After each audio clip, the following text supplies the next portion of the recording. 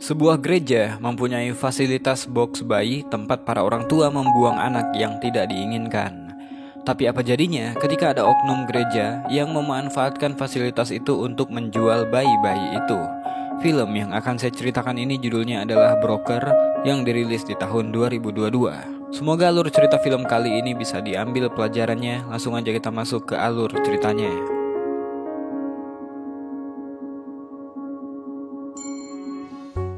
Film dimulai di suatu malam yang hujan, di mana ketika itu ada seorang wanita yang membawa bayinya ke sebuah gereja. Bukannya mau berdoa kepada Tuhan, dia malah meletakkan bayi yang dibawanya di teras gereja itu. Tanpa dia sadari, perbuatannya itu diawasi oleh dua orang polisi yang ternyata sedang mengintai di gereja karena diduga ada sindikat perdagangan anak yang dilakukan oleh gereja tersebut. Namun, karena wanita tadi nggak meletakkan bayinya di dalam kotak bayi, salah satu polisi yang bernama Sujin merasa iba dan akhirnya dia pindahkan bayi itu ke sebuah kotak bayi yang disediakan pihak gereja. Di malam itu, bayi yang dibuang akhirnya diterima oleh Dongsu, seorang staf di gereja. Bersama temannya yang juga sukarelawan di gereja bernama Sang Hyun, memeriksa bayi yang baru datang itu. Wanita itu menaruh secari kertas yang bertuliskan permintaan maaf karena telah membuang bayinya. Dan dia mengatakan akan menjemput bayi itu dalam beberapa hari ke depan. Dia tidak menyertakan nomor teleponnya di dalam kertas tersebut. Maka dari itulah Sang Hyun memutuskan untuk mengambil bayi yang bernama Wongsu. Sang Hyun juga menyuruh Dongsu untuk menghapus rekaman CCTV supaya seolah-olah tidak ada bayi yang dititipkan di gereja itu. Di malam hari itu juga, Sang Hyun bersama Dongsu membawa bayi itu ke kontrakannya. Namun tanpa sepengetahuan mereka, dua polisi perempuan tadi membuntuti dari belakang. Sujin menyuruh rekannya yang bernama Lee untuk memantau Soyoung sementara dia berjaga di dekat kontrakannya Sang Hyun. Sayangnya, dia kehilangan jejak Soyoung di pusat perbelanjaan. Ternyata pada hari itu Soyoung datang ke gereja dan menanyakan langsung perihal bayi yang dia titipkan ke gereja kemarin malam. Dongsu ditugaskan untuk mengantarkan Soyoung ke tempat penampungan bayi. Ternyata kotak bayi di depan memang disediakan untuk menampung bayi-bayi yang sengaja dibuang orang tuanya. Nantinya oleh pihak gereja akan dibuka akses untuk para calon orang tua yang mau mengadopsi anak. Namun karena Soyoung gak menyertakan namanya serta nomor HP-nya di dalam kotak bayi itu, maka itu dimanfaatkan oleh Dongsu dan Sang Hyun. Soyoung pun jadi gak bisa dipercaya jika dia benar-benar ibu dari bayi yang dibuang itu. Seorang pendeta mengatakan bahwa tadi malam mereka gak menemukan adanya bayi yang dititipkan di dalam kotak. Soyoung merasa bayinya sudah hilang karena kesalahannya juga yang meletakkan bayi itu di luar kotak. Akhirnya Soyoung pun pergi dengan perasaan kecewa. Namun kepergian Soyoung rupanya diikuti oleh Dongsu. Oleh Dongsu, mereka kemudian pergi ke rumah Sang Hyun. Di sana, Soyoung mendapatkan penjelasan bahwa jika pihak gereja mendapatkan bayi tanpa identitas orang tuanya, maka bayi itu nggak bisa diadopsi dan akan dikirim ke panti asuhan.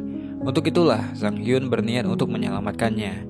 Namun, Soyoung menganggap bahwa tindakan itu seperti penculikan. Tentu saja Sang Hyun membela diri karena Soyoung sudah membuang bayinya. Namun, karena Soyoung ingin menelpon polisi, Sang Hyun pun akhirnya jujur bahwa dia akan menyerahkan anak itu untuk diadopsi. Karena banyak calon orang tua yang gak mau mengikuti birokrasi adopsi anak secara legal dan juga proses yang panjang. Sang Hyun menawarkan kepada Soyoung untuk bekerja sama dengan mereka dan dia akan mendapatkan bagian. Awalnya Soyoung gak setuju, namun ketika mendengarkan harga yang cukup fantastis, akhirnya Soyoung setuju dan mengiyakan tawaran tersebut. Pada suatu hari ketika akan berangkat untuk menjual bayi, Sang Hyun tiba-tiba kedatangan seorang pria bernama Taeho. Dia datang bersama temannya dan menyerahkan sebuah kemeja penuh darah untuk Sang Hyun bersihkan. Ternyata selain menjadi petugas gereja, Sang Hyun juga membuka jasa laundry di kontrakannya. Melihat pakaian yang berlumuran darah, Sang Hyun tampak takut dan berniat menolak tawaran itu. Namun karena dia punya hutang, jadinya dia nggak bisa menolaknya. Sang Hyun sebenarnya heran kenapa Taeho mau bergabung dengan para gangster. Padahal Sang Hyun kenal baik dengan ibunya Taeho. Singkat cerita, Sang Hyun, Dongsu, dan Soyoung pun berangkat. Di dalam mobil, Soyoung mengenali Taeho yang waktu itu belum jauh dari kontrakannya Sang Hyun. Siang itu mereka berangkat keluar kota untuk melakukan transaksi. Tanpa mereka sadari, kepergian mereka dibuntuti oleh Sujin dan Lee. Hingga sampailah mereka pada sebuah tempat. Sepasang suami istri yang merupakan calon pembeli bayi merasa kecewa karena bayi yang dia lihat ternyata tidaklah sama seperti yang ada di foto. Alisnya terlalu tipis dan kurang menggemaskan. Pria itu pun menawarkan dengan harga 400 yuan, yang mana harga tersebut sangat jauh dari harga yang telah disepakati sebelumnya. Pria itu juga menanyakan perihal ayah dari bayi, bahkan menyangka jika bayi itu hasil hubungan terlarang. Sontak saja hal itu membuat Soyong marah dan berkata kasar kepada pria itu. Harga yang dia tawarkan menurutnya terlalu murah, dan dia juga nggak rela jika anaknya diasuh oleh orang tua yang kasar seperti pria ini. Soyong langsung pergi meninggalkan tempat, dan proses jual beli itu akhirnya batal. Karena nggak ada transaksi, Sujin dan Lee juga nggak bisa menangkap basah mereka semua. Sementara itu di tempat lain, petugas tim investigasi menemukan adanya sebuah mayat seorang pria di sebuah apartemen. Dan menurut salah satu tim yang menemukan adanya bekas lipstik di gelas minuman yang ada di sana, sehingga mereka mengambil kesimpulan bahwa tersangkanya merupakan seorang wanita. Sementara itu karena transaksi tadi gagal, Sang Hyun dan yang lainnya memutuskan singgah ke sebuah panti asuhan. Di sini Dongsu disambut hangat oleh para penghuni panti asuhan itu yang rata-rata masih bocah. Begitupun dengan pengasuh panti yang sangat akrab dengan Dongsu. Ternyata panti asuhan ini adalah tempat tinggalnya Dongsu ketika dulu. Untuk menutupi rahasia, Dongsu pun menjawab bahwa Soyoung merupakan istri Sang Hyun sebagai pengalihan agar temannya tidak curiga. Ketika beristirahat di kamar, salah satu dari anak panti bernama Hae-jin masuk ke kamar dan ingin melihat bayi yang bernama Wosung. Karena tangan anak itu kotor, Sang Hyun pun melarangnya.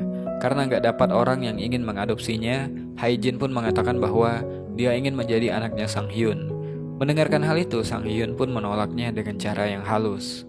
Malam harinya, saat mereka semua makan bersama, Sang Hyun bertanya tentang Hae-jin.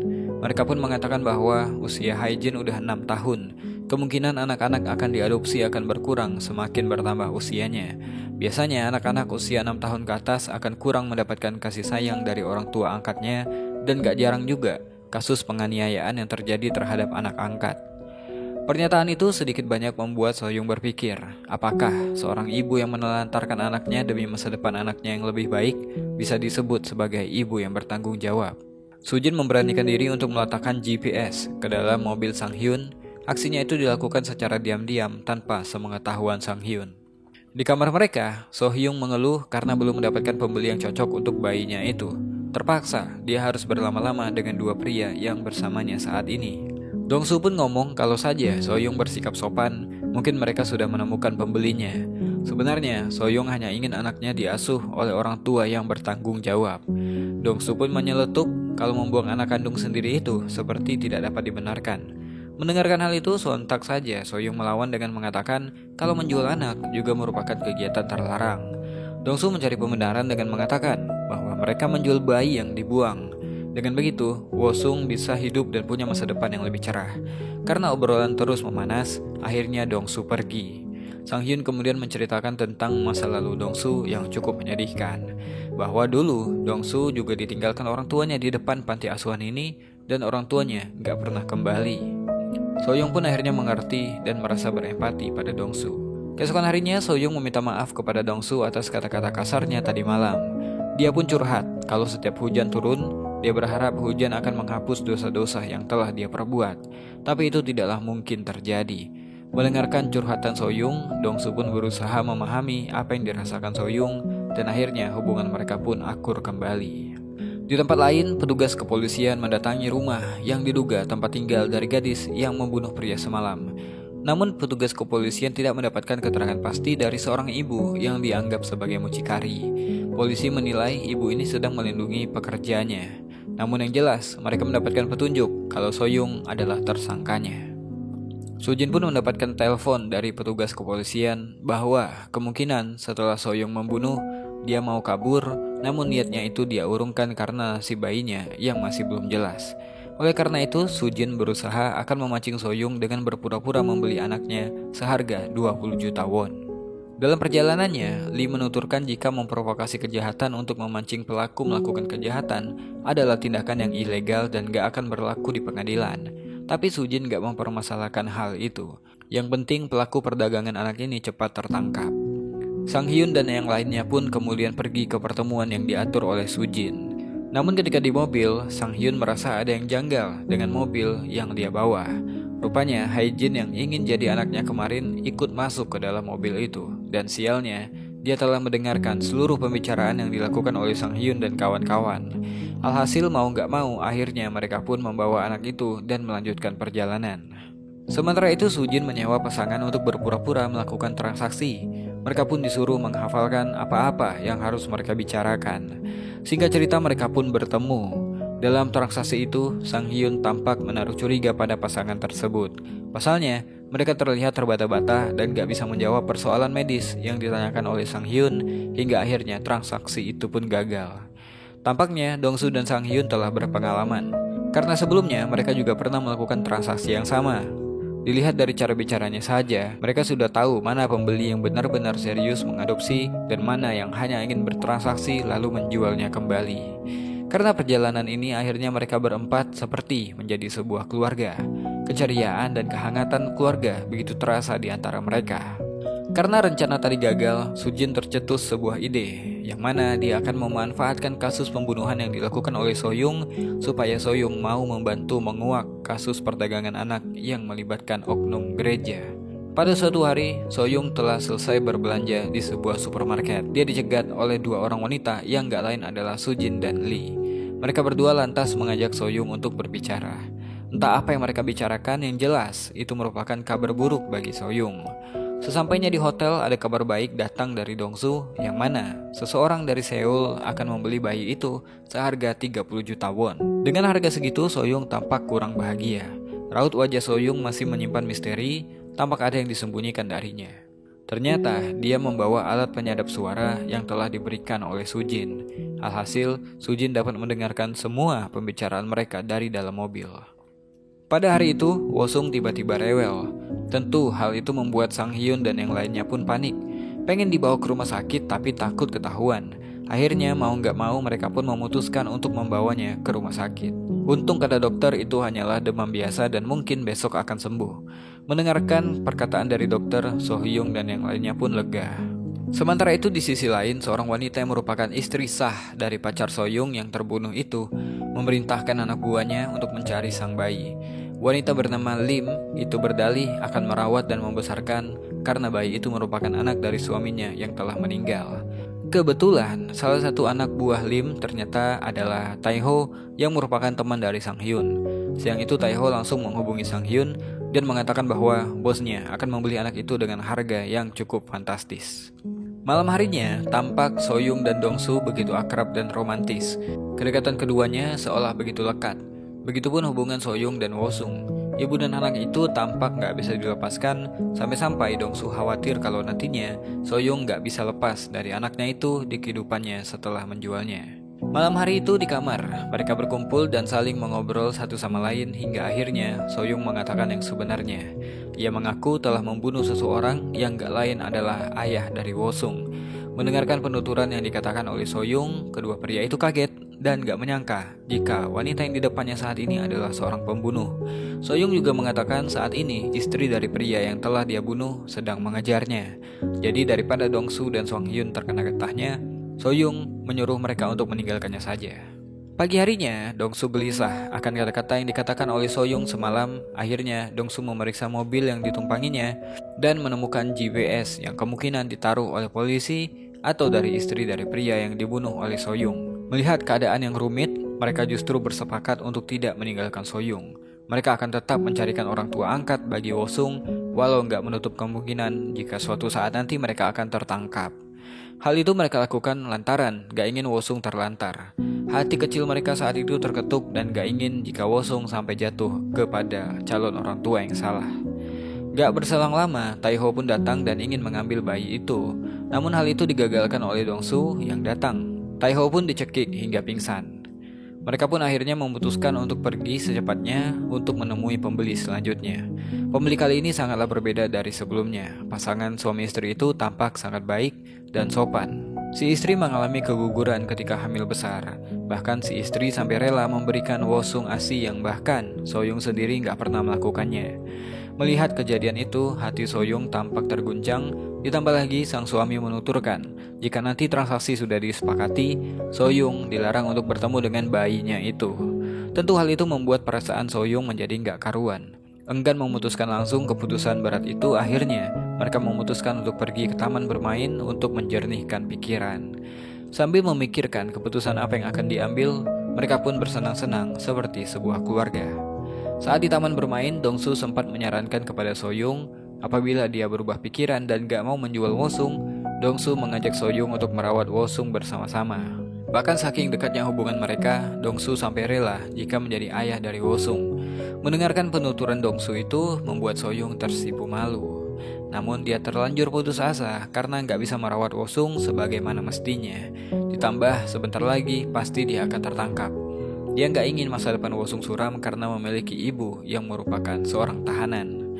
Malam itu karena kebetulan berada di kota tempat dia tinggal dulu, Sang Hyun menyempatkan waktunya untuk bertemu dengan sang anak sematawayang. Tampak hubungan ayah dan anak yang kurang harmonis karena memang Sang Hyun udah meninggalkan rumah sudah lama. Bahkan anaknya itu menolak pemberian yang sudah dia belikan. Sang Hyun dan istrinya sudah lama bercerai. Bahkan anak itu juga berkata kalau Sang Hyun dimohon untuk tidak bertemu dengannya lagi karena ibunya melarangnya untuk tidak bertemu dengan ayahnya. Terlebih lagi, mantan istri Sang Hyun sudah menikah lagi dan sekarang sedang mengandung anak laki-laki. Di suatu malam pada pertemuan berikutnya, Sujin terketuk hatinya untuk memberikan Soyung tawaran bahwa dia nggak harus menjual Wosung. Dengan menyerahkan diri, nantinya Soyung akan bebas bersyarat dalam waktu 3 tahun jika semuanya lancar. Dengan begitu nantinya, Soyung akan dapat mengasuh anaknya kembali suatu saat nanti. Dia terlanjur pesimis gak mampu merawat anaknya itu dan lebih memilih untuk memberikannya kepada suami istri yang akan membeli Wosung kemarin. Karena menurutnya Wosung berhak mendapatkan kasih sayang penuh dari seorang ibu. Karena dia gak ingin anaknya hidup seperti dirinya. Sementara itu Sang Hyun udah curiga gerak-gerik Soyung yang mungkin telah bekerja sama dengan polisi. Untuk itu dia memutuskan untuk membawa Wosung pergi dan menjualnya ke pasangannya kemarin supaya mendapatkan uang. Namun sial, di tengah jalan dia dicegat oleh Taeho. Sang Hyun pun menyuruh Dongsu untuk pergi ke tempat pasangan yang akan membeli bayinya itu. Kehadiran Taeho bermaksud akan mengambil bayi yang dibawa oleh Dongsu. Taeho dibujuk untuk tidak lagi mengejar-ngejar anak itu. Bahkan dia sampai menawarkan kerjasama dengan Taeho. Hal itu Sang Hyun katakan supaya Taeho gak lagi mengejar Wosung. Di tempat yang telah disepakati, proses negosiasi dilakukan oleh Dongsu dan pasangan itu. Namun di tengah-tengah proses negosiasi, tiba-tiba rumah itu didatangi polisi dan berhasil menangkap basah Dongsu berkat laporan dari Soyung. Sementara Soyung kini telah menyerahkan diri dan Sang Hyun gak diketahui di mana keberadaannya. Beberapa tahun pun berlalu, Sujin menepati janjinya akan merawat Wosung sesuai dengan apa yang diminta Soyung. Sujin juga sempat menghubungi Soyung. Dia telah mengatur jadwal pertemuan Wosung dengan Soyung. Gak hanya itu, dia juga sudah menghubungi Dongsu dan Haejin untuk ikut dalam pertemuan itu. Namun hanya Sang Hyun saja yang belum bisa dihubungi. Setelah bebas, Soyung sendiri kini telah mendapatkan pekerjaan tetap. Dia juga sempat terlihat akan mengunjungi seseorang yang mungkin saja itu adalah Sang Hyun dan yang lainnya. Di akhir film terlihat foto kebersamaan Sang Hyun, Dongsu, Soyung, Haejin, dan Wosung. Foto itu tampak tergantung di dalam sebuah mobil yang sedang berjalan. Film ini bersifat open ending, artinya penonton bisa menarik kesimpulan sendiri. Apakah mereka berlima berkumpul kembali atau akan punya kehidupan sendiri-sendiri? Mungkin itu aja buat video kali ini. Saya Besa Putra. To be continue. Jangan bosan jadi orang baik.